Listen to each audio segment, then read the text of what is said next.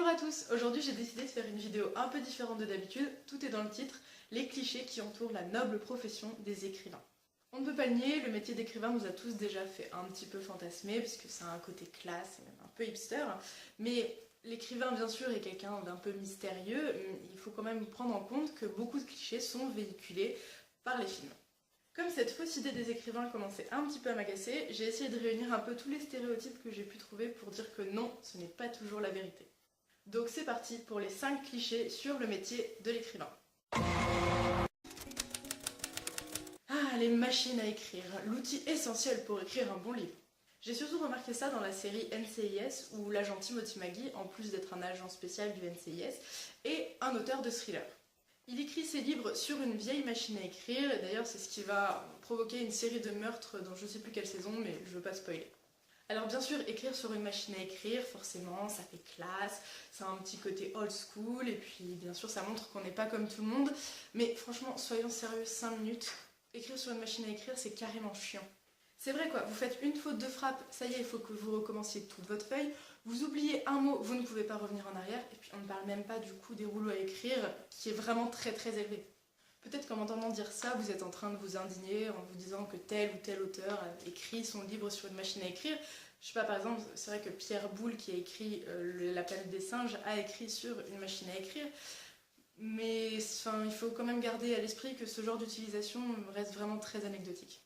Même Amélie Nothomb, qui est un des écrivains les plus connus de notre époque, n'écrit pas sur une machine à écrire, elle écrit à la main. Et personnellement, moi j'écris sur un ordinateur parce que je trouve ça beaucoup plus pratique pour corriger.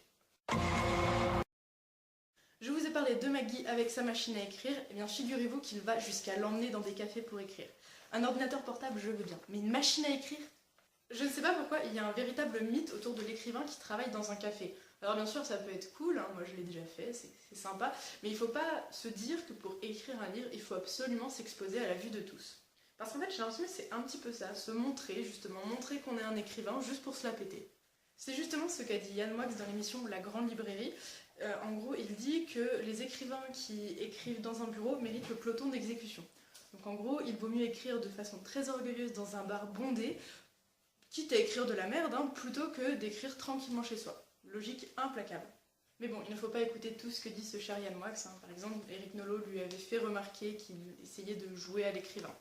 Donc comme quoi, même quand on est un écrivain célèbre, reconnu, on peut toujours avoir envie de se la péter en allant écrire dans un café. Peut-être que Yann Moix voulait juste plaisanter en disant ça, hein, je sais pas, mais il faut se dire quand même qu'il y a beaucoup d'autres auteurs, hein, même beaucoup plus connus que lui, qui préfèrent écrire dans le calme de leur maison. Stephen King, pour n'en citer qu'un seul, par exemple, a un bureau entièrement dédié à l'écriture, et si je ne me trompe, il est quand même beaucoup plus connu que Yann. Après, il ne faut pas tomber dans le cliché inverse, hein, tous les écrivains n'ont pas une pièce dédiée à l'écriture, avec plein de livres sur les murs, un bureau en chêne massif, comme Sophie Audran-Mamie-Cognan par exemple. Ça peut arriver, mais ce n'est pas la norme. Ben voilà, encore Yann Moix. Désolée, j'ai pas d'autres exemples. Mais c'est l'image qui colle à la peau de tous les auteurs, l'écrivain est forcément prétentieux. Oh, un acteur, dites-vous que c'est un peu comme un rugbyman ou un ouvrier de chantier, à la différence que mes outils sont les mécanismes qui régissent nos émotions. Ici, il parle du métier d'acteur, mais c'est aussi valable pour l'écrivain. Justement, on voit ça dans le film Endiablé, où le personnage principal se retrouve dans la peau d'un écrivain très célèbre. Alors forcément, il se la pète, hein, il est prétentieux, même pédant comme il pourrait le dire. Je déteste ce mot. Là, j'avoue que ce cliché est peut-être un petit peu vrai quand on a écrit un livre. Bon, on peut quand même avoir envie de se vanter un peu, de mettre son œuvre en avant.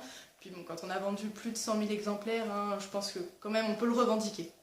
Donc c'est vrai que mon livre est bon. Oui bon, il faut y mettre la forme hein, quand même. Mais bon, ça vaut toujours mieux que de la fausse modestie. Et ça ne touche pas que notre époque. Comme disait Victor Hugo, les vaches ne boivent pas de lait. L'écrivain parano, au point d'aller cacher ses manuscrits dans un coffre-fort. Bon, à la limite, quand c'est un très grand écrivain comme J.K. Rowling ou George Martin, je veux bien croire qu'il puisse y avoir des fans hystériques qui veulent voler la suite de l'histoire, mais quand on est un auteur à moitié connu quand même, faut pas abuser. Et puis, si le fait d'écrire nous fait vivre dans une peur constante, franchement, je vois pas l'intérêt de continuer. C'est quand même une activité qui est censée nous faire plaisir à la base, pas nous transformer en fous furieux suspicieux. Je remets tout ça en place. Ah, parallèle. Hein, angle droit. Pour continuer justement sur les psychoses, l'écrivain est un maniaque du rangement et de la propreté. Bon, là, j'avoue que personnellement, je colle quand même au cliché, hein, parce que je déteste le bazar, mais je suis persuadée que la plupart des écrivains ne sont pas spécialement maniaques, justement, hein, qui peuvent vivre dans une maison complètement bordélique ou dans une maison relativement rangée. Donc que ce soit bien clair, l'écrivain n'est pas quelqu'un qui est bourré de tocs psychologiques ou que sais-je d'autre. Peut-être un petit peu, mais juste un peu.